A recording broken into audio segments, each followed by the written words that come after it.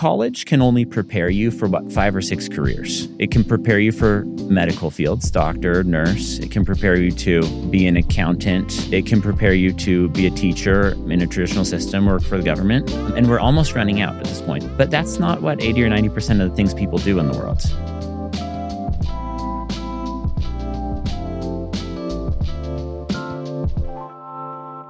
Welcome back to Case Studies. I am here with one of my dear friends. How would I describe Matt Clayton? You're extremely thoughtful on the advice you give, on how you show up, and it's been like so meaningful for us. We'll get into it, but Matt runs a school called Slope School that's just been foundational for like our family. Like our oldest child started there.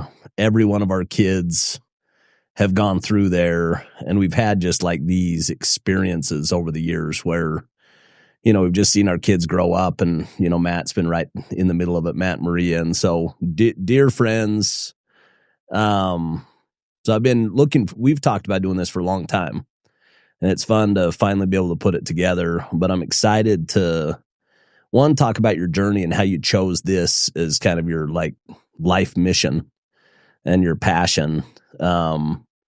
And then two, like what is the future of education, which I think is such a relevant, you know, in a world where like everything's getting disrupted, and specifically like this industrial age education paradigm that's still kind of pretty systematic throughout the entire world, but specifically through the US. And just you guys, you know, have figured out something that's just different and very effective. And so anyway, I want to get into it with you. So thank you for coming out. Thanks, Casey. Yeah. So jump in. Well, how did you start this journey? Like, I know like the kind of peripheral details, but like you grew up, how many kids? Youngest of 7, and moved around a bit as a kid, mostly in Orange County till I was 14. And then international after that. And your dad was an attorney. Mm-hmm. Is that right? Mm-hmm. Was an attorney and is pretty senior in the LDS church. Mm-hmm. And so was moving because of the church, or was moving because of profession? Because of the church. Okay. Yeah. My parents are a very straightforward kind of leave your nets by the sea example, where he had a nice office in one of the high rises at Fashion Island in Newport Beach, and had his own law firm and happy life. And I'd lived in the same house my whole life, and you know, a pretty good thing going, and they were happy. And one day was just asked to leave all of that, sell his firm, and move on. And here we are 25 years later. And it's so crazy. I think my parents have been to 85 countries, most of them many times. All like the tail end of the career, which kind of blows my mind. Like, I'm 42, and I think of like our life. Yeah. And we love our life. Like we love our house, we love our friends, we love our community, we love all of it. And you kind of end up like getting roots, you know, you have like your traditions, and like, and to be like that 10 years down the road or whatever it was, and then all of a sudden it's like, hey, uproot that and never go back. Yeah. That's like it's pretty cool. You know, it's a cool adventure, but it definitely wouldn't have been easy. Yeah. Yeah. That amount of change became a pattern for me. I like the variety. I have a kind of hero, a teacher in San Francisco who, his slogan is "Everything is interesting." I just think that's the coolest motivation to me. Yeah. And that's how I've felt since I was a teenager. So there were lots of hard things about moving and needing to learn a new language and make new friends and figure out how to live life. Because you lived where? I went to sophomore through senior year of high school in Buenos Aires. Okay. And my parents stayed there a little longer. I came back and went to college. And that really worked for me. That became a pattern I actually noticed just last year. You know, you and I have known each other for 7 years now.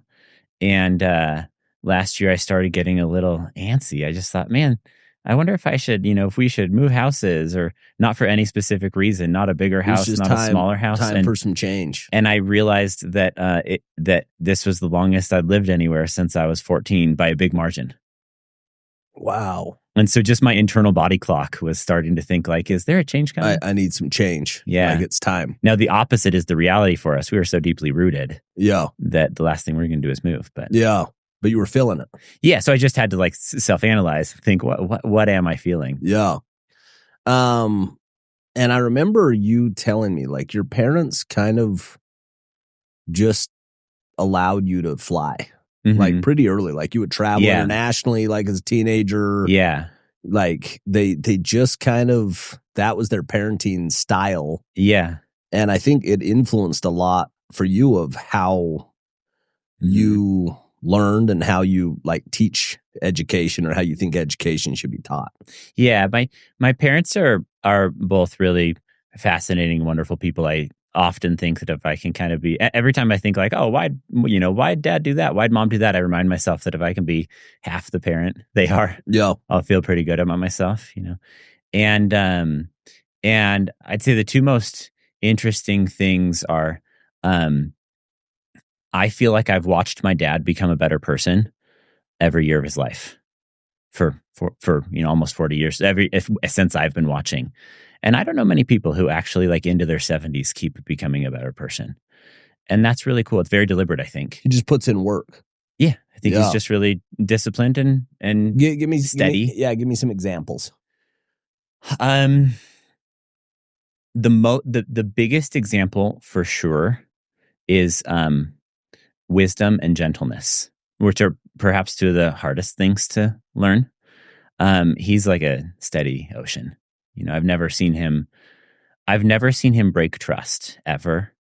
Some really unusual examples like that. And so he has, but that's something that he's grown in over time.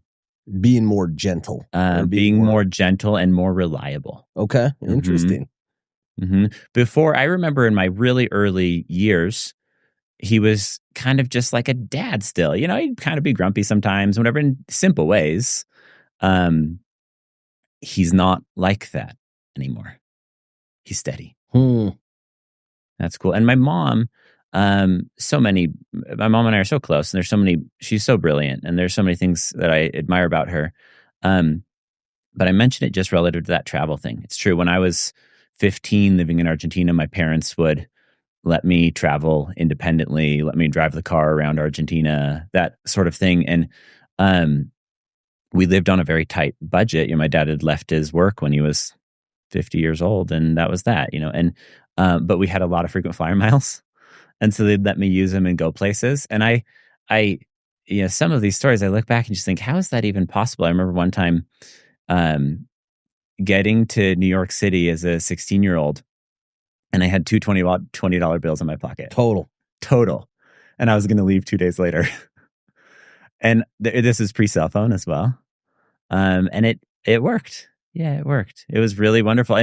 And they were good judges. I actually think they like evaluated risk really effectively, and I kept in good touch, and it worked. It was, I think the right word for it is fit. It was a right fit for me as a person. It was a right fit for our situation. I don't think they would have done that in other times or potentially with other kids. Yeah. So that worked really well. And there's just like a time and season, like as a parent, like I think about how I parent Tex versus how we parented Callie. Yeah. And we're just different. Our first kid from our last kid, it's just different. You kind of trust a little bit more that everything's going to work out just fine. You don't need to stress as much. And anyway, so that's got a factor. My mom, the other interesting thing about my mom that factors into this is she's a really brilliant teacher. And I had no idea that I was going to end up having my career be as a teacher as well.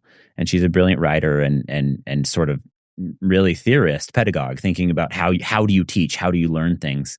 And one of her principles that's so simple and effective is this concept she calls competence plus one. And she says always as a child, when you're working with children, you're trying to help them increase in their capacity to be good, wise decision makers and doers. And so she uses this example of taking a child to the grocery store. And when they're a baby, they're in a front pack on your tummy. And then over time, they can sit in the seat in the cart with a seatbelt, and then without a seatbelt. Then they can sit in the large part of the cart. Then they can walk alongside the cart, but they have to hold on to the cart. And then they have to stay within 3 feet until eventually you're sending them on a little errand in the store to go find some yogurt. And finally, they do the grocery shopping and they cook the meals. Fascinating. And that concept says as much, that's probably one of the 3 or 4 most important concepts in how we operate the school as well. Is competency +1. Yeah. Always trying to think of, what is this child really capable of? Yeah. If we help model and practice each little skill one by one. Yeah. So you kind of went through that, moving a bunch of different places, Buenos Aires, and then came back to BYU, right? Mm-hmm. And we're on a finance track. Eventually. Correct? Eventually. I didn't actually know that really finance existed. I'd liked my AP Econ and AP Calculus classes in college, but I didn't really know anyone in the finance industry. I hadn't seen anything about it. Just as a funny caveat, my first stock I bought when I was 8 was NVIDIA. Oh my gosh. And I sold it 5 years. I sold it 5 years later for, I think, 25x or something like that. And I thought I was the man, but I put $120 in as a 9-year-old, and I think it would be, as a 9-year-old, what $400,000 or something. What even got you to the spot of like, I should be buying stocks? This was my only experience in anything related to finance. Is my grandpa, wonderful, memorable guy who had a huge effect on me. He was a lawyer as well, and he started writing me letters on his legal stationery and had the secretary to put the cover letter on it and everything, just completely formal as if I were a business associate. And he pitched me on a deal in a very formal way, as if this were a great deal for him, that if I sent him cash, he would match it and then invest it in the stock market. And I saved and sent him $50. How cool was that? And he put 50 in, and then he just picked the most volatile stock he could find. And then I'd get the Los Angeles Times every morning and look for the ticker to see. And so we picked NVIDIA because he said, who knows what's going to happen with this one. And that was my only experience. Yeah. It's amazing. So you just had like people that like cared about you, like people that were looking out and like, yeah. Well, one of the things that I think brought you and me together as friends is we both experienced in our lives that life is unpredictable, in the sense that you don't know ahead of time where you want to be 20 years from now and 10 years from now. And I think about it even relative to college, that college can only prepare you for 5 or 6 careers. It can prepare you for medical fields, doctor, nurse. It can prepare you to be an accountant or finance at a large bank. It can prepare you to be a teacher in a traditional system, work for the government. And we're almost running out at this point, a lawyer. But that's not what 80 or 90% of the things people do in the world. Yeah. And I don't think people realize that. I think there is sometimes a conception that I'll go to college and figure out what I want to do with my life. And so when I arrived at college, I was just really curious. I'd been living international, so I was kind of excited to be in the US and meet people. And I just kind of started taking classes. I didn't know finance existed. And I started as a studio art major, like a painter. And then I switched to music and became a piano and organ major. And eventually at the end discovered, I took an accounting class my last year, and I said, wait, this is useful. And so I finished in econ and finance and went to a investment bank. You went to Goldman, right? Yeah. Yeah. And how was that? Like when you got your first experience of 70, 80 hours a week, living in New York, yeah. Was it hey, this is my calling, I want to do this, or this is not my calling? Yeah. I loved it. I loved the job, not because I felt like it was my calling, but because I learned so much. Yeah. And I know sometimes you ask people on this, podcast, what advice, I've thought a lot, what advice would I give my 20-year-old self? And it's do something excellent, but it matters less what it is, but the rigor of that role was really meaningful to me. So I covered restaurant stocks. I was in Salt Lake office on a 2-year program, and then everyone went to New York after and joined and stayed on a team in New York. And at the end of the 2 years, I didn't think that was actually the right next step for me. For you, yeah. Yeah, but would I go back and do that job again 1,000 times over? I feel a lot of gratitude for it. As far as that being like a foundational piece in your journey, you're really happy you did it. Yeah, I learned so much more in 2 years at Goldman than I did in 5 years at college. Isn't that crazy? And they paid me to do it. Yeah. Instead of... No, like that, our business is finance now. Yeah. And so we'll hire a bunch of finance kids. Yeah. And that trade, that's kind of the deal. Is like, you're going to come, you're going to work 80 hours a week. Mm-hmm. We're going to get a pound of flesh, and you're going to get amazing experience, and you're going to get a great resume, a great, name on your resume. And this will be a great foundational job for you. And it's actually kind of a good trade. I think it's actually like a pretty fair trade of like, the company gets just crazy talented young people that are like on the front end of their career and willing to go work. Yeah. And the individual that signs up for that work takes the knowledge with them forever. Yeah. You know what I mean? And I think about like what you're doing now, because you're like full-blown business owner. Like, you're in education, but you own multiple schools, and you know what I mean? That foundational piece has got to be helpful. Yeah. It's got to like serve you well as you're I agree. I would do it again in a heartbeat. And I have fond feelings, interestingly, thinking back on the office, even the super early mornings for earnings reports and the late nights. And it was a cool adventure. You liked it. I loved it. Yeah. You were single then, or were you and Maria married? We got married right at the end of my 2 years. Okay. Mm-hmm. So she was never kind of in the middle of that 80 hours a week. No, I met her right at the end there. Which is kind of nice too. Like, you know what I mean? Like that those prices to be paid, or sometimes. Yeah. I remember there was a window in my career when our first company went out of business, and I started working with Todd. Mm-hmm. And I always felt like I had like this crazy advantage over the people that I was kind of competing against, because we didn't have kids. So there's kind of this window in life where I'm like, I can work way harder. Yeah. I can start earlier. I can work later. And like, there was this cost benefit analysis going in my head where I'm like, I can do things, I can make sacrifices today that I'm not going to be willing to do 10 or 15 years from now. Like, the cost would be too high. Yeah. And I think it played out that way. Like, I was able to just really get a tremendous amount of momentum, but I think a lot of it came down to I worked harder than a lot of my peers, and not to blame them, but they had other things that were probably more important, That's what's interesting about the question of, going back, would I do something like a investment bank again? And my answer is not only yes, it's more. Like, I think that people in our 20s, myself included, often discount the importance of what you just said. That like the decade of the 20s is a time to do something so interesting that it will end up leading the rest of your career. Yeah.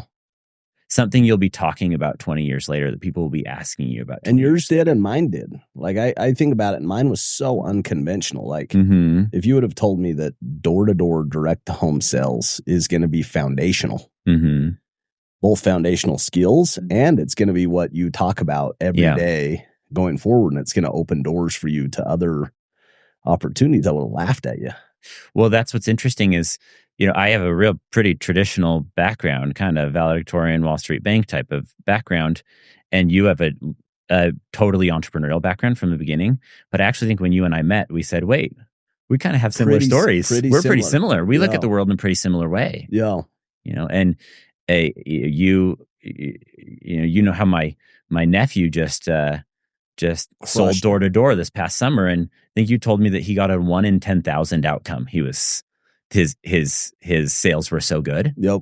And his life's gonna be different forever. I mean, he's found it's very hard to be exceptional in anything. He's a runner. Runs I don't remember his times, but far below 5-minute miles, deep into the fours. Ooh. And he ran the whole summer. He'd run from door to door, and he'd do it 12 hours a day. It's just like that. The type of character that's going to make Oh my gosh. in a person, and the type of confidence that's going to give him. Well, and there's a piece of it that's like, it's very hard to find things that you're great at.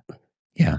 But there's also like, it's very obvious in sports. Like when you look in sports and you see somebody that's just an obvious talent, and then they like waste their talent. Yeah. You're like, man, that's such a tragedy. That person could have been so good. But then you take like non-conventional careers, almost any career, and they're, you find somebody that like has it. They have they've got the gift. Yeah. Where your talent meets a market need, meets a willingness to pay. And it's just like this magic. Yeah. But you got to go get it. Even when you have it, like if you don't put a tremendous amount of work behind that to go capitalize, you don't get the reward. Yeah. And, he's doing it, which is so fun to watch, I mean, so we're, here we're giving these examples of people in their 20s or even early 20s doing something really excellent, almost sort of regardless of where they're going to be 20 years later, because it's going to create excellence is going to create more opportunities than the specific industry or functional role. Yep. And then that introduces the question, which is then how do you find the right thing after that? How do you go step by step? Yeah. I mean, my experience is you just go. You take a step forward and you do a great job with the thing that you have right in front of you today. Yeah. And it opens 2 doors that you could go down. I think that's right. But like there's a something about just being excellent. I think it's the parable of the talents. I think it's like all of us are given talents. Yeah. And when we multiply them, we're given more. Yeah. We're giving, and the opposite's true. Like your reputation precedes you. Yeah. And there's so many times today where I'll meet somebody and you'll do a reference check or you'll, I've heard of this person before, and you get the benefit, but you also get the opposite of a benefit when you don't take advantage of those opportunities. You know what I mean? I had a call for one of my friends that was hiring an executive assistant. And this assistant that they'd had issues with a previous company. And she was, on the last interview. And it was awkward for me because I'm like, I don't want to screw up an opportunity for somebody, but also like I have to be honest with my friend. He's hiring like a really important position. And so I just told him, I just said, hey, I don't, have any context other than these 3 data points. I would make 2 more phone calls. And he made a couple more phone calls and ended up not hiring this person. But that was an example of not taking care of the task at hand and, having to deal with the consequence of that. So it's fascinating how like doing a great job today opens a lot of opportunities tomorrow. And the opposite's true. And sometimes it kind of brings urgency to the task at hand, even when they're, potentially smaller tasks. Yeah. One of the interesting things about the school is we're a real meritocracy in our hiring. And so if someone is a real top performer, measured by just simple data, do children really love working with with this teacher? Do they get the job done every time on time? Do the children thrive in all sorts of measurable ways? Then we don't really care how old you are or what kind of credentials you have. You're going to have more responsibilities within the school. You're going to get promoted. And it turns out when working with parents, parents are a lot less concerned with exactly what sort of credentials the person has. They just want to know, is my child absolutely thriving at school? It's pretty simple, actually. Oh, it's fascinating. But it's a different paradigm than traditional education. Different paradigm. And traditional like work, work environments as well. Yeah. And, one of the fun things about this podcast is for me to be able to learn and document. Yeah. The only people that I invite are people that I admire and that people that I think are excellent in something. And it could be business, it could be sports, Yeah. it could be, but they're excellent in something. And then it kind of digs into the question of how do you get there and how do you think about excellence and how do you think about life and progression and adventure and Yeah. all these things. But yeah, what you're describing is that it's like it should work that way. And I Yeah. think that's the promise of America. You know, the American dream Yeah. is that it is a meritocracy, that you can start at the bottom Yeah. and that you can work your way up just because of the fertile soil. And I think, you know, for the most part, that's true. You know, that every path has its struggles, but America does it better than anybody else. Yeah. Or, you know, yeah, I think it does it better than anybody else. Yeah. It's a privilege to live today. I went to, you know, do this executive program at Harvard. And one of my insights that was kind of the most fascinating to me, almost all of the Americans that were there were first generation wealth created Americans. Mm-hmm. And most of the international students, specifically country by country, were second and third generation families. And a lot of it, I think, comes from governance, comes from just the ability to rise from one station to the next station. It's just harder in other countries, you know? Yeah. Where there's more bureaucracy, where there's more corruption, where there's, you know, different socioeconomic barriers are just tough to break out of. Yeah. Interesting. Yeah. So you go to New York, and then there was a pivot. There was a course correction. You ended up working with Clayton Christensen. Tell me about that experience. Yeah. So when I was an undergrad at BYU, my sister was, one of the senior fellows at his think tank, and she was in the education practice. She's done brilliant things in education for a long time as a researcher and writer and trainer. And she was doing a new paper exploring kind of his core structure of disruptive innovation in the K-12 education space. So he'd written the original disruptive innovation books, and then there'd been a book written about higher ed, and then this was the introduction to what does it look like in K-12. And I was the lowest person on the totem pole, cold calling schools, looking at a certain profile of innovation in schools. And it was specifically schools using digital technology, computers or whatever, to provide more flexibility inside a brick and mortar classroom. So like if you're in a classroom, can you use a computer to help a child who's bored and wants to go faster, move faster? Or can you use a computer to let them continue their work after school? Or for an athlete, let them have some more flexibility while the football team's gone, whatever it is.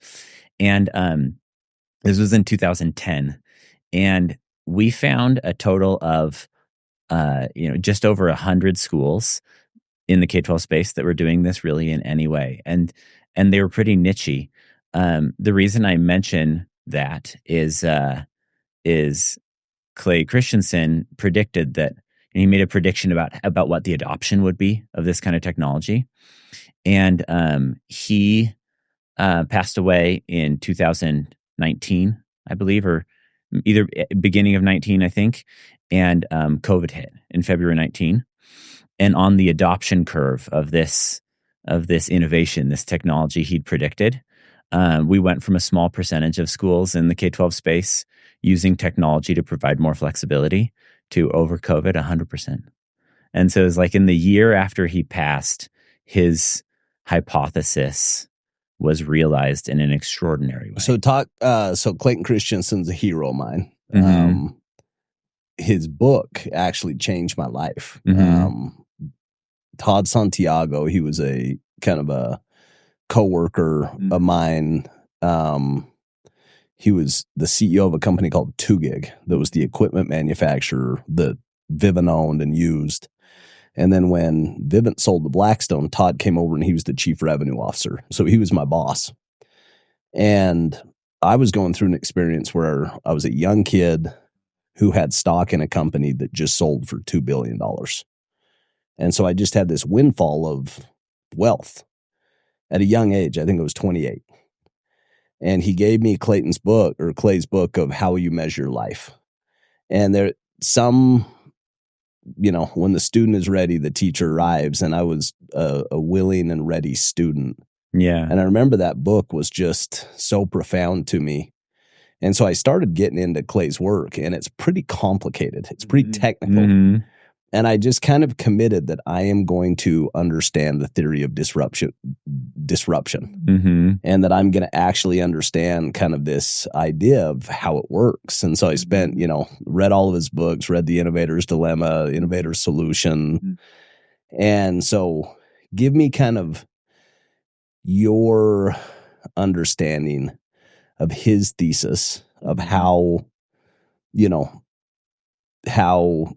disruptive innovation happens. Yeah. And how is that applied to education? How did he say digital education is going to go upend a system that's been in place for 80 plus years? Yeah. Yeah. I think that, you've had people on this podcast who are 1,000x the expert on Clay Christensen than I am, but on his work. But I always think the easiest way for me to understand the theory is looking at the auto industry. That's the one I'm most familiar with, and I think a lot of people we see the cars all around us. And the question is, why do great companies fail? That's kind of where he was starting from, and the basic thesis of disruptive innovation is that the big and great companies focus on their most profitable customers and leave kind of the periphery underserved at times, and then these small mom and pop companies can serve these small customers but get better over time. And so we see that in autos where it used to be that Chevy and Cadillac and Ford were the kings of the global auto market. Yeah. And these kind of laughable Japanese companies called Toyota and Honda started making these really silly little cars. An early Toyota Celica or whatever was not a nice car. And Chevy made a lot of money selling Cadillacs. And so they kept their eyes on the Cadillacs. And wisely so. Any good CEO would have made that decision because that's how they were optimizing their return on assets and maximizing for shareholder value and those sorts of things. But those Toyotas got a little better and a little better and a little better until finally the Toyotas were really nice cars, and a 4Runner was a great car, and Toyota Tacoma was a great truck, and they started kind of becoming the main player in the space, or a main player.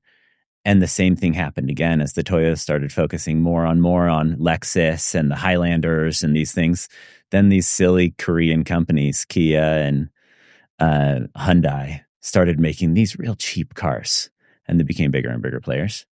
And that's the simple way I think of how it actually functions in a market. In education, what that looks like is that traditional schools have built out extraordinarily robust and large institutional models built around pre-computer technology. So starting in the late 1800s, this kind of commercial or factory model of school started being built and got better and better and bigger and bigger. And we wanted to have a wide variety of options for our kids, so we started having experts in every subject, from auto shop to ceramics to British literature, in every grade. And we built these big high schools that cost, $200 million to build and have 2,000 or 3,000 students and those sorts of things.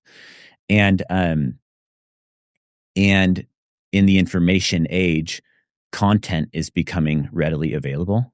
And so in Peter Thiel's book, 0 to 1, he asks this question. He says he asks this of everyone in job interviews. What is something that is true or that you know to be true that no one else believes? And I thought about it for so long because I didn't have a good answer at first when I read that question. And my answer is, in our current world, in the 21st century, small schools can offer more variety than big schools. Wow, that's profound. That the economies of scale flips. Yeah. Doesn't just disappear, it actually flips. And so our basic thesis at our school at Slope is, can we run the best school in the world at a reasonable cost? And so our tuition is the same as the Utah public schools getting funding. And that's just kind of from data from the University of Utah. It's actually hard to parse that number out because or it's half of what the prep schools cost. And we want to run the best school in the world. And so, with your kids, here we can offer all this great core academics.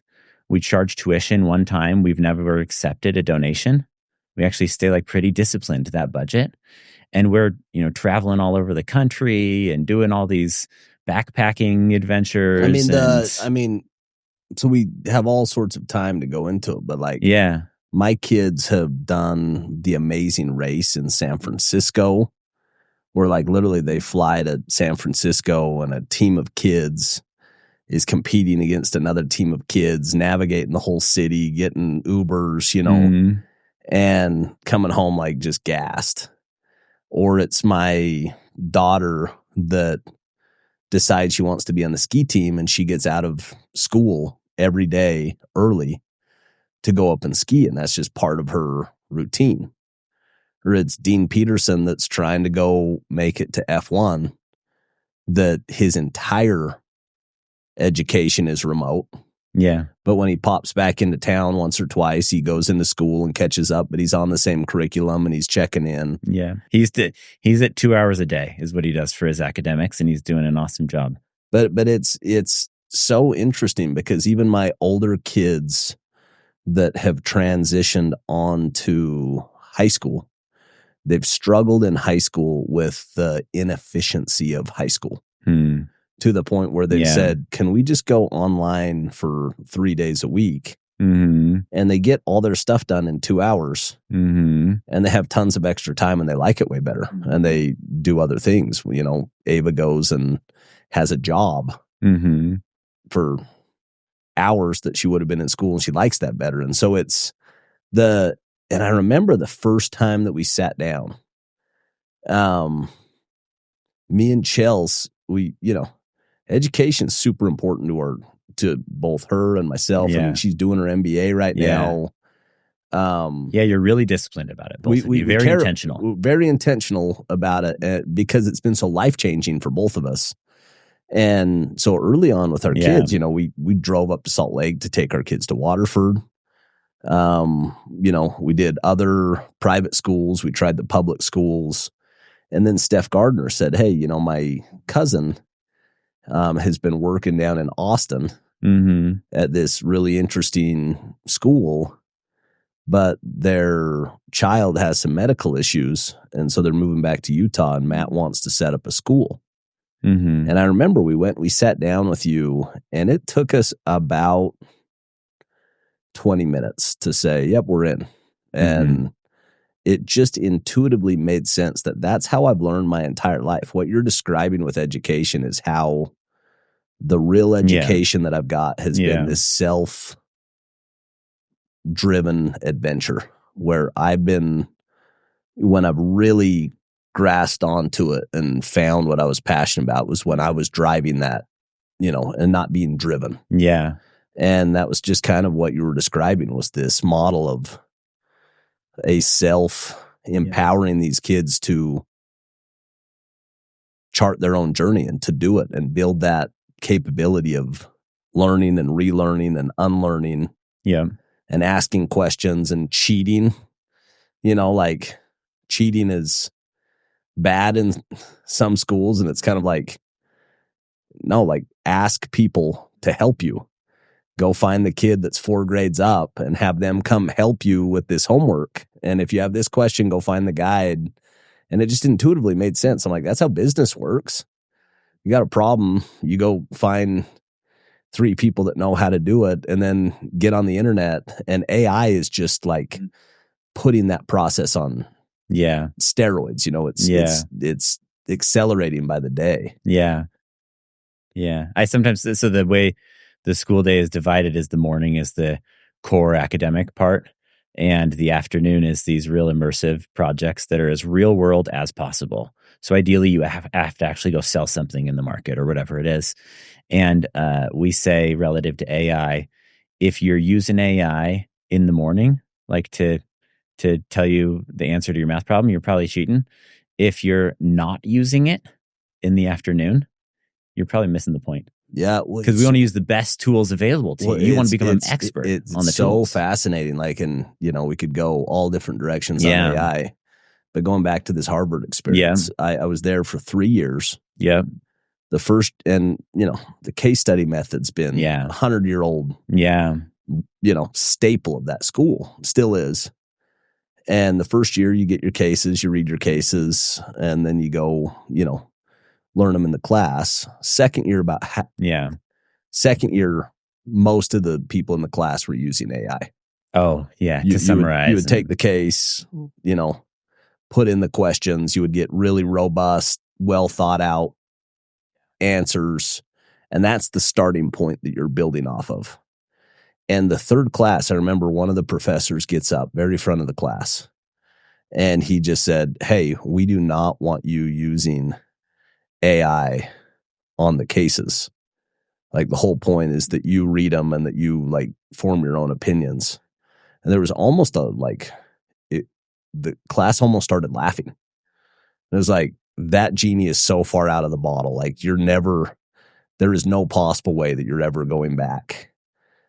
Every person in the class was using AI. And for me, it enhanced my education. It didn't hurt it. My starting point was with really robust, well thought out points to different questions in the case that I was building off of, versus so it was faster. It accelerated the learning process. But I think that's happening in every job, I saw something yesterday in the Wall Street Journal that said 70%, there's 70% less software engineers being hired today than 2 years ago. Yeah. 70%. So you take this field that was ultra high paying job, incredible skill. Thought to be the one that would last. Thought to be the one that's this is the future, that's kind of getting blown up in real time through AI. You've got one person that's a great software engineer that with AI can do the job of 10. Yeah. You know what I mean? And do it better. My mom called me a couple weeks after ChatGPT first came out, and she said, "Matt, I've been thinking about this ChatGPT, and I think the question is ChatGPT a vending machine or a calculator? Meaning, is it a tool that makes you more productive, a calculator? Or is it, an entertainment that destroys family, cooking a meal, that sort of thing?" Yep. And when you think of it in the role of an accountant with a calculator, you can think that using a calculator is bad. If you're an accountant when the calculator is invented, but you won't have a job in a year either. Yeah. If you think that. Yep. Regardless of whether, the ones who learn how to use the tools that maximize how they can add value to society are the ones who are going to add the most value to society. 100%. And I think Slope is perfectly positioned to go teach students how to be on the cutting edge of that, because you're either going to be on the cutting edge of it, or it's going to be disrupting you. Mm-hmm. One of the two, but it's never not going away. It's only accelerating. You look at the biggest companies in the world are putting hundreds of billions of dollars into these, large learning models. Yeah. That it's just changing so fast, and it's getting so good, and we're in the early innings. We are just of what it's turning into. It was fascinating. We invested in a company called Pura, and Bruno and Richie, these two local founders that come up with this really disruptive technology where they had this thesis about fragrance, that fragrance is really important to everybody. The candles in your home, the smell in your bathroom, the smell in your car, the smell on your body. Fragrance is just really important. And they had this thesis that it's completely archaic. What's being delivered today was being delivered 300 years ago or 1,000 years ago with a candle or, with a Glade plugin that doesn't do a great job. So they had this idea of technology. How do you have technology that has an app that you can control it, that you create a marketplace, that you can... Anyway, they come up with this amazing business thesis and they've executed it. It's turned into a great business. And so now Bruno's running this great business that just got named the #1 business in Utah in 2024. And we're talking to Bruno about AI. And the question was asked, how are you thinking about AI and how are you implementing it? And he said, it's top of mind in every meeting. Mm-hmm. We are not going and just firing everybody, but we also paused hiring. So we're not actively hiring new positions. And when a new position is being requested to be hired, the person requesting the hire has to come with the alternative solution for how they would solve this problem with AI. And then we make a decision of, do you actually need a person or can we get operational leverage and go solve this problem with AI? But I'm a techno optimist. Like, I think that this is going to enhance quality of life across the world. I think it's going to put people in higher impact, more meaningful work. We're going to find more meaningful work, just like everybody working on the farm. When you go industrialize farming, 90-95% of the farming jobs disappear. But I don't think people are worse off for not having those farming jobs. You know what I mean? The last question on our application to work at Slope School is, did you use AI to help you complete this application? And then if not, why not? Fascinating. I mean, I think about even just that simple thing of like, I remember going and doing like applications for college and different stuff. And I'm like, you could do your entire application in 10 minutes and it would be phenomenal. You know what I mean? Yeah. Today, like, it just has changed everything. And we're going off on this tangent, but I think it actually like comes right back to the core. Oh, it totally does. Like, this is the extension of that thesis that the digital classroom is going to change this traditional classroom. Yeah. But now it's like, what's it going to look like 5 years from now? Yeah. And 10 years from now? Yeah. And what I'd actually say is that it's digital tools in a physical classroom. Yeah. I actually think as the world gets more digital and more algorithm based, people are going to crave even more communities, The human experience. And meaningful interaction. Yeah. And so that's really where we focus. I have friends I work with who are so far in capacity and so far in extraordinary large investments in K-12 tech that, like, what we do is we create communities that you want to be part of. Yeah. And help children create an identity around something that matters. But you absolutely do. Like, I think about that, like, Montessori type education structure. Yeah. Which is like those early classrooms are just magic. Yeah. And you guys have had some banger teachers that have created just this like beautiful environment. But I think about our kids and I'm like, our kids love going to school. Yeah. Like, they love it. Like, I was talking to CJ and I'm like, hey, what are you the most excited about? And he's like, Valentine's Day. And I'm like, what are you so excited about? He's like, we have this thing and we're tea party. Yeah. But he was fired. CJ's ready for his tea party. But he was fired up about like, this community and his like, and even with CJ, like, these are some of my data points that I've had is, CJ had behavioral issues in class. And I've got these guides that love my child. Like, it makes me emotional just thinking about it, but they're loving my kid. And they're helping my kid go navigate this cycle of behavior and growth. And I don't know what's going through his head or what he's experiencing, but he's experiencing something.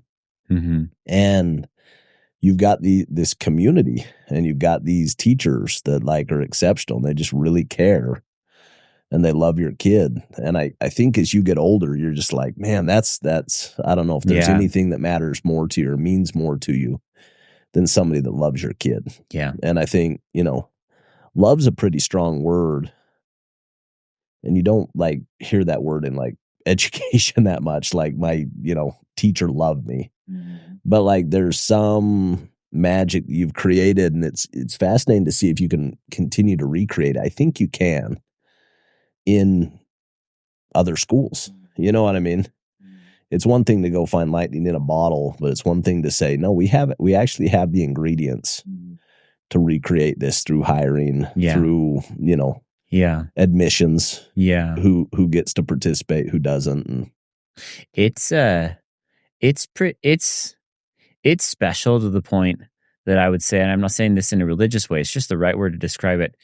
It's sacred from my perspective to watch these families and kids up close and personal. Sometimes I sort of feel like I'm a pastor, but church is every day.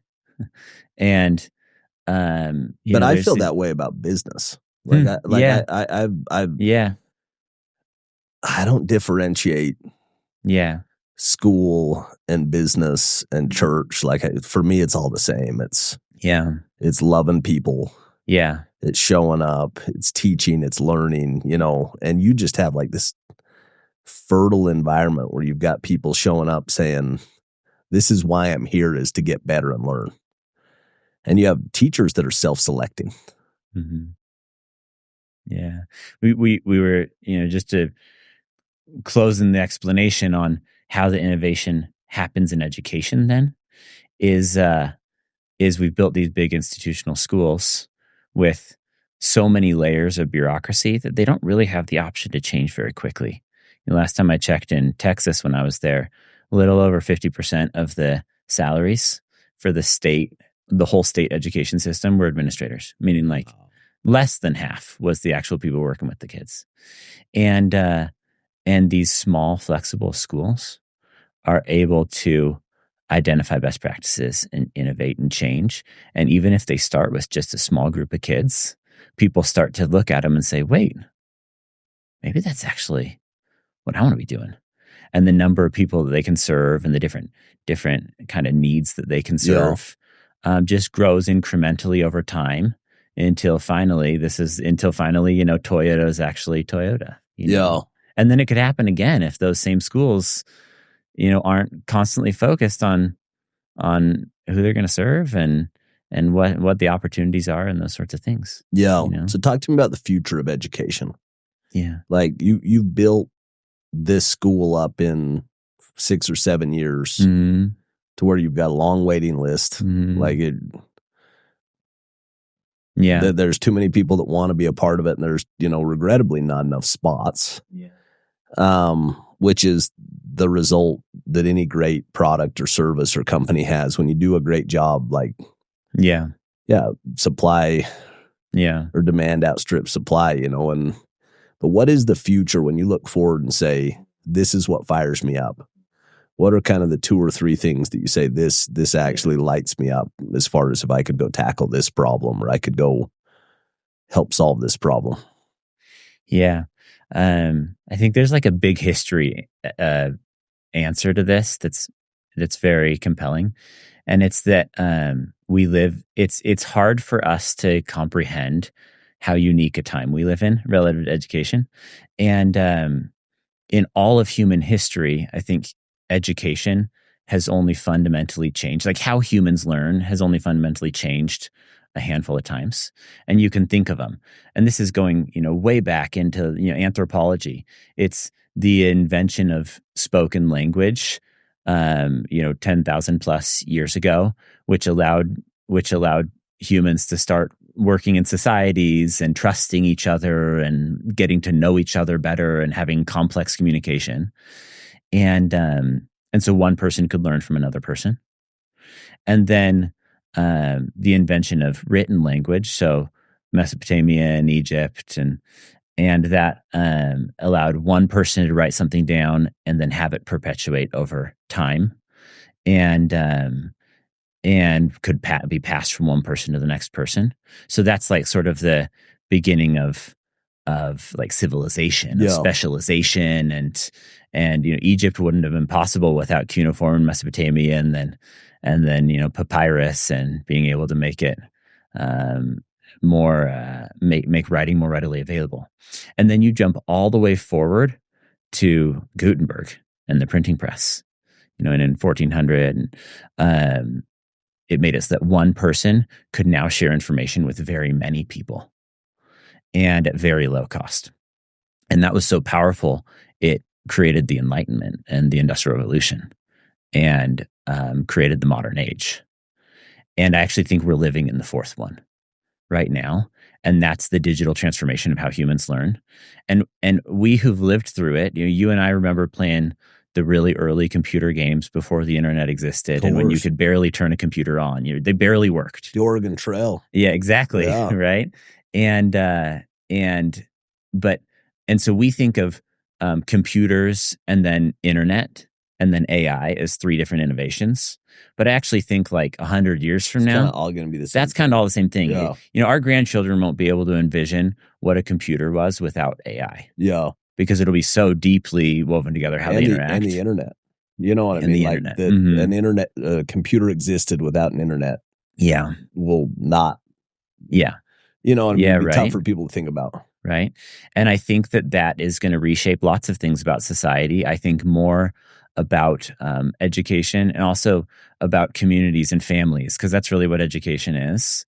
And right now, digital technology is getting so good at accomplishing core academic learning, reading, writing, math, that you can get double the results in about 2 hours a day of academic learning, double the results of whatever that same child would get in a traditional school. And I mean, it's only 11 a.m. What are you going to do the rest of the day? Yeah. You know?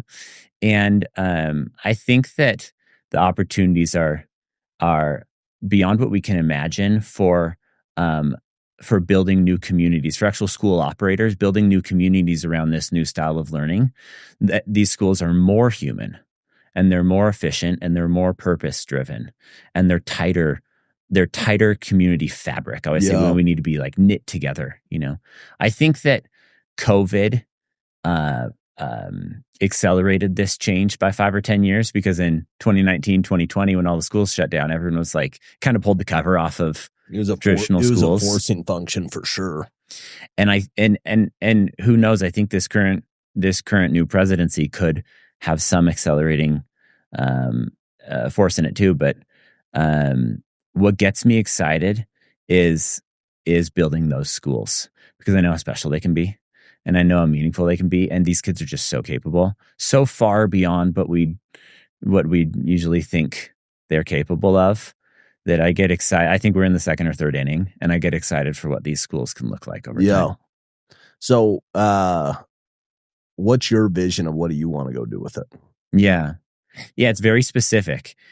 We want, the 5 best schools in the world right here in the Wasatch Front in Salt Lake at a reasonable cost.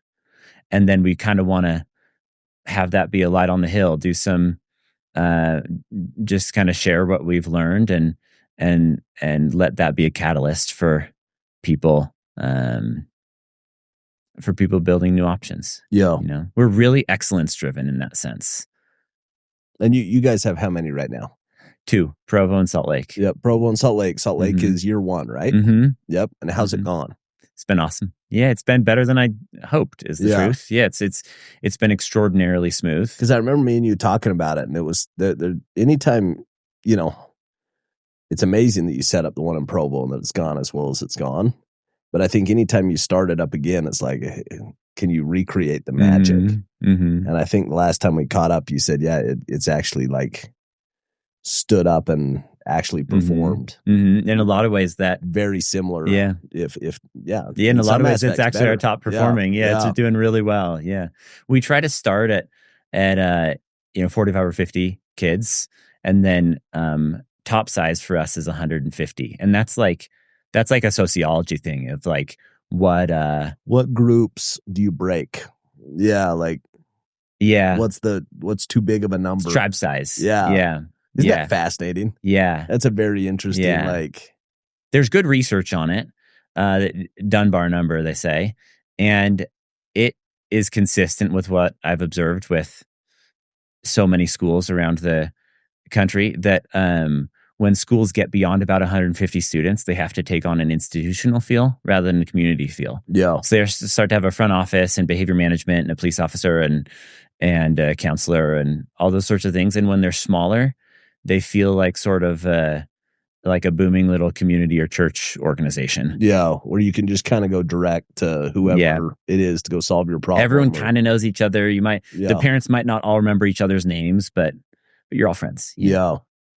Talk to me about faith. Talk to me about your faith and how that's factored in the journey. Yeah. In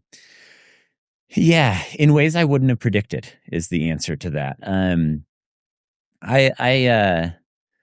I really love and like sort of intuitively resonate with like living a life guided by faith. And I think of it both in the pretty traditional sense. Like I enjoy being part of a church congregation. Yeah. Not saying that it's always easy or whatever, but I that's like a fairly natural fit for my personality. It just kind of is what it is, And on the other hand, like I'm like a real intuition based thinker and decision maker.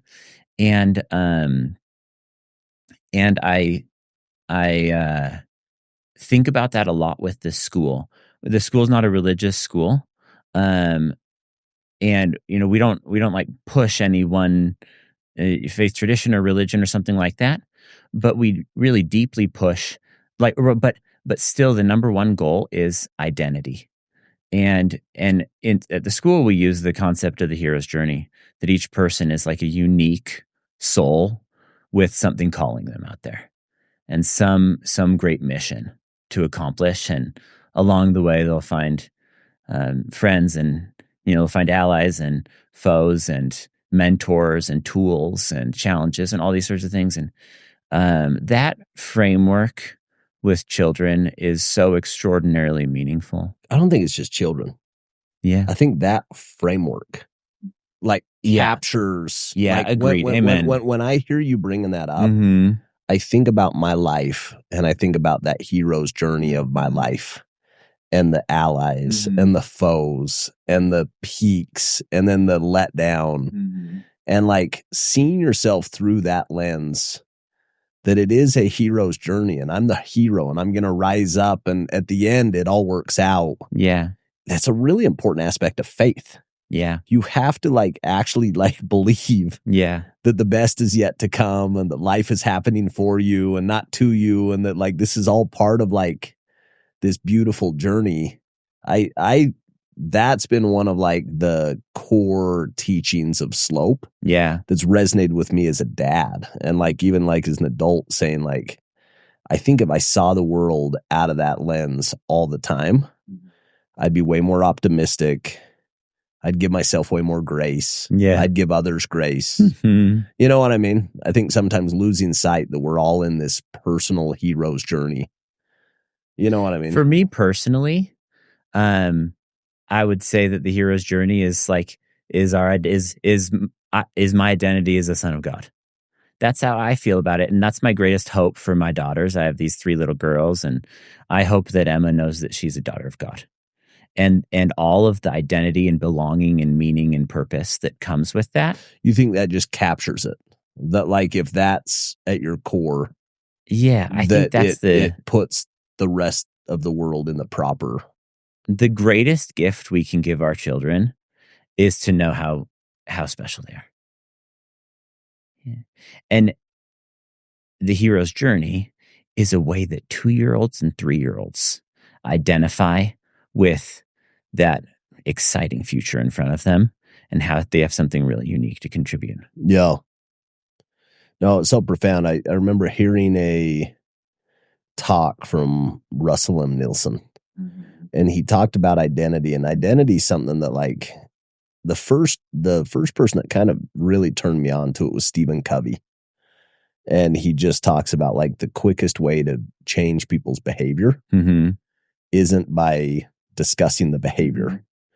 It's to change their identity. It's to give them a new name. It's to give them a new title, to see themselves differently. And that new name, that new identity changes behavior.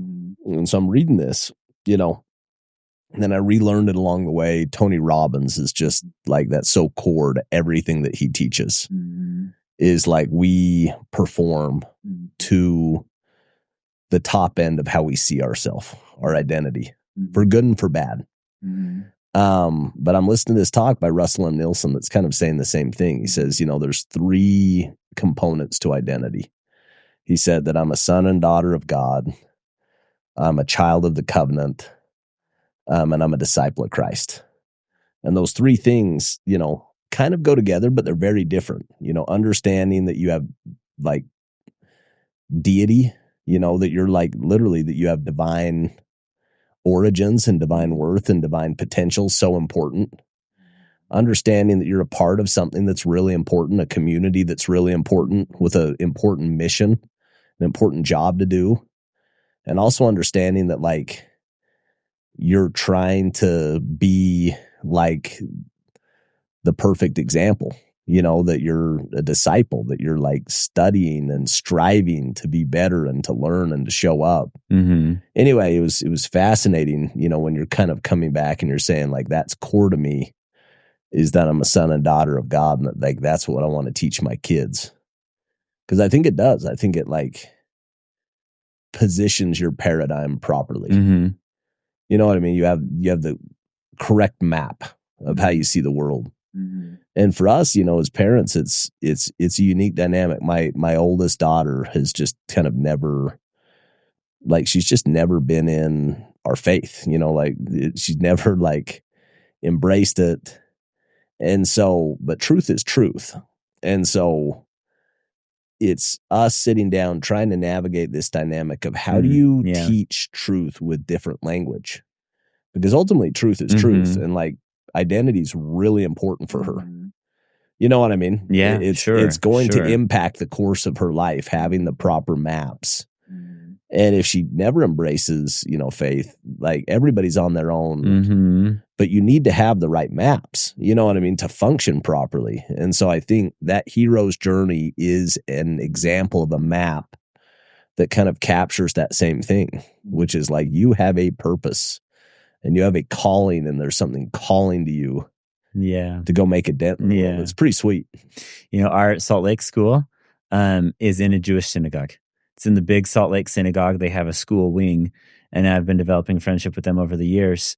And we rent the school wing, and the rabbi's kids are in the school, and I just adore them. Every single person we work with there. I mean, the friendship is so strong between the school and the synagogue community.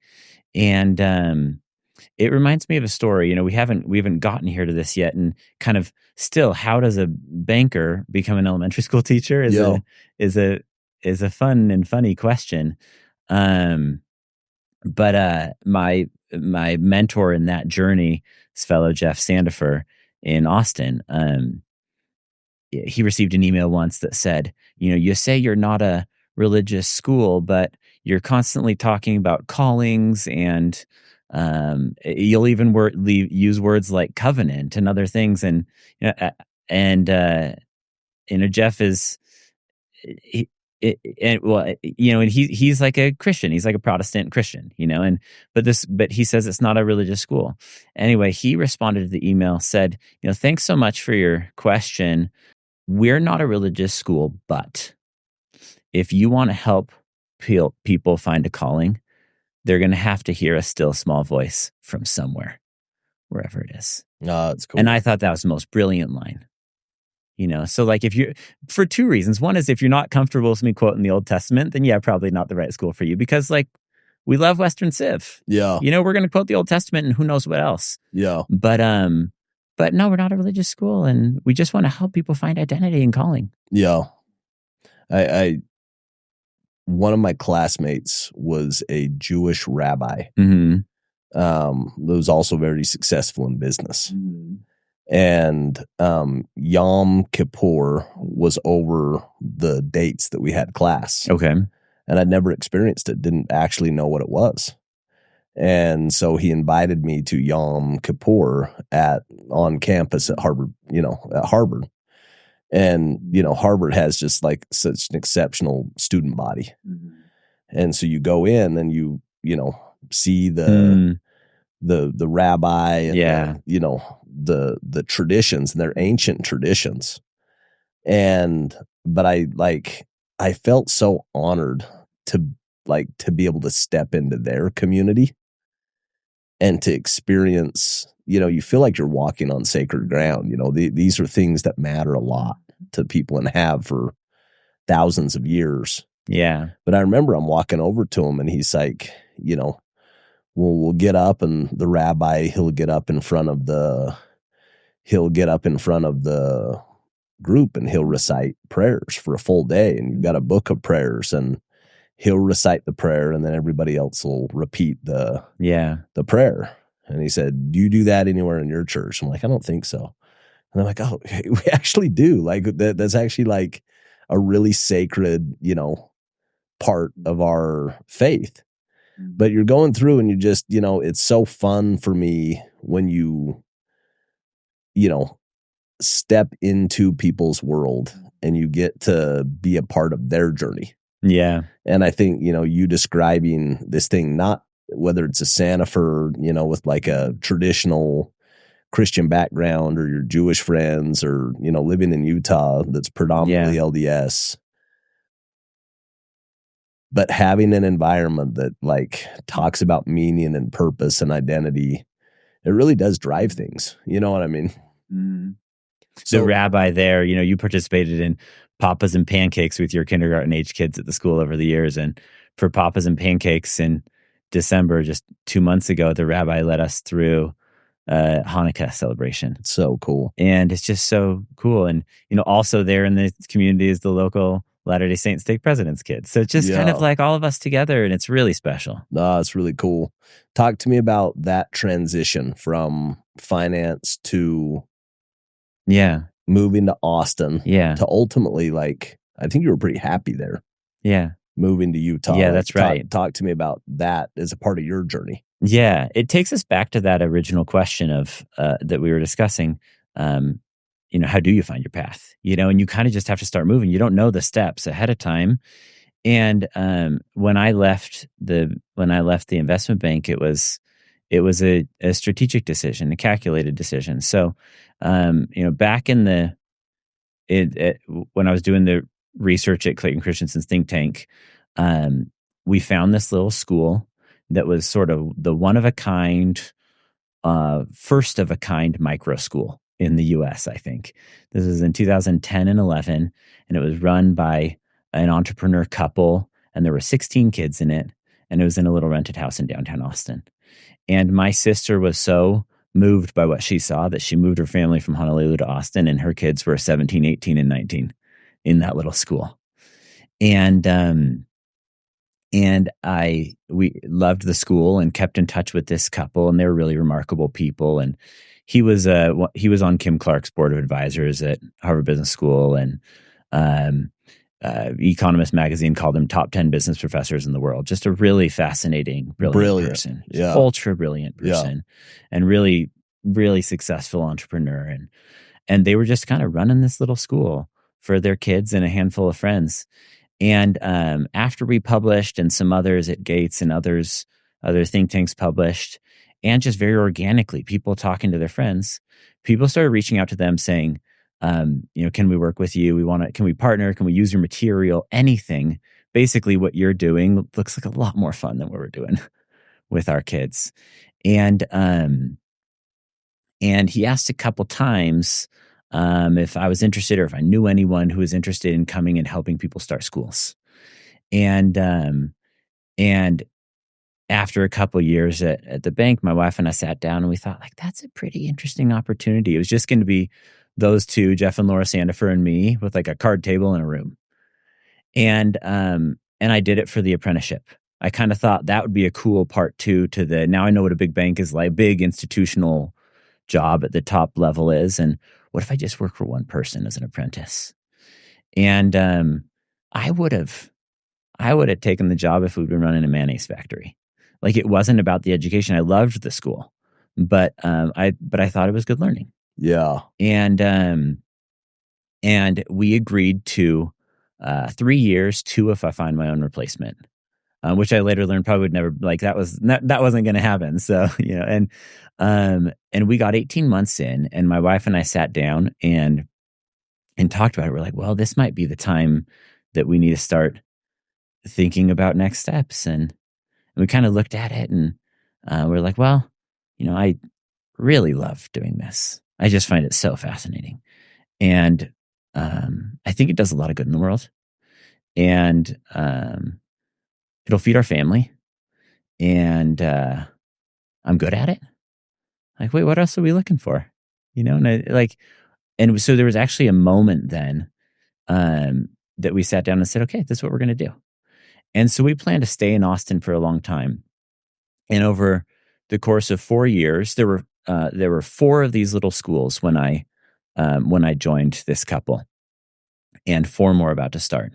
And over the course of 4 years, there were then 91 of these schools. Wow. In 20 countries and 25 states. So all over the world, huge demographic spread from the ultra wealthy to small town, rural places throughout Central America and Southeast Asia, just all over. And one of the cool things about that is that the demographic background of the founder, basically how much money went into it, was not a good predictor of the quality of the school. Wow. Which is wild. And then we had a daughter who's now just turned 7. And when my wife was pregnant, we learned that she has spina bifida. And it means her spinal cord and her vertebrae weren't formed correctly, and she'd need neurosurgery when she was born. And we didn't know she'd be, paralyzed or compromised in other ways, if she'd have brain issues, all sorts of things.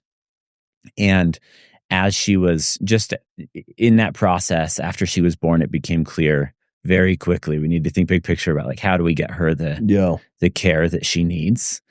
And there's a world-class clinic at Primary Children's Hospital for spina bifida specifically, where you can, the family can go. It's every other Friday, and all the doctors come to you in one room, and you coordinate all the care.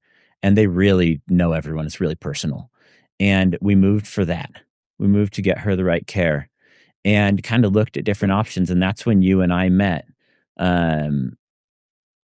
Steph and you and a few others, you and Chelsea and a few others, learned about what I was doing with schools in Austin, and said, man, we'd sure love it if you started a school in Provo. And prior to that, I'd gone to BYU, but I didn't have any roots here. I actually only knew one person in Provo or surrounding areas, really. And it was maybe 6 or 7 of us families at the beginning that said, like, let's just do this. And who it was? Yeah, you, Gardners, Smiths, Petersons, Smiths, a couple others. Yeah. And we said, like, we're just going to do this. And even if it's like a little pod with 5 families, like, this could be really cool. And I went on Zillow, and I bought the best inexpensive house close to the one friend we had. And we moved to Provo, started looking for a location for the school. And the school location we ended up finding is the closest commercial building to my house. If you can walk on a little trail from our backyard over to the school. And so we started the school, and that was sort of what I'd always dreamed of. And I didn't really know what the next 5 or 10 years would look like, exactly what the goals were. But a lot of the fog lifted at that point. That was when, but you have to remember, I started as like a piano major, and playing cathedral organ. Really a different, and then I found finance, and then I got into this. So there was a lot of fog, just finding the next cool opportunity. Yeah. And then it was like, oh wait, this is what we're supposed to do. What's so fascinating for me is, in the course of 6 to 7 years. Yeah. You've gone from not knowing anyone in Provo to knowing a lot of people in Provo. Yeah. Just because of that school, you know, it just, you tap into, and a lot of people in Salt Lake. And it's been fun for me to see it evolve and to see it grow. And yeah, it's special to us, you know. Yeah. We're just always cheering for you guys, you know. Thanks. Always loving to see you win, you know, loving to see the product that, you know, and some of these kids, it's crazy now. You're seeing them go on missions and like. We just hired our first graduate. She like, you know, was a little restless in high school. She's like, wait, this is inefficient. So she finished like, you know, at the end of her junior year, essentially. She still is seminary president for the religious classes. But then, so every other day she comes at 9:30 or 8 a.m., depending on the AB schedule, and is a full-time employee teacher for us. And she's a graduate from our own program. It's just so cool. It's so cool. Yeah. Brother, I've loved having you come. I appreciate you taking the time, and can't wait to do this again a couple years from now. Because I think it's going to look a lot different. It's going to move fast, yeah. Yeah, and there's some things that we didn't cover, you know, with refugees and with a lot of that stuff that you're working on that I'm excited to see kind of, just where it goes. So thank you. Looking forward to it. Thanks, guys.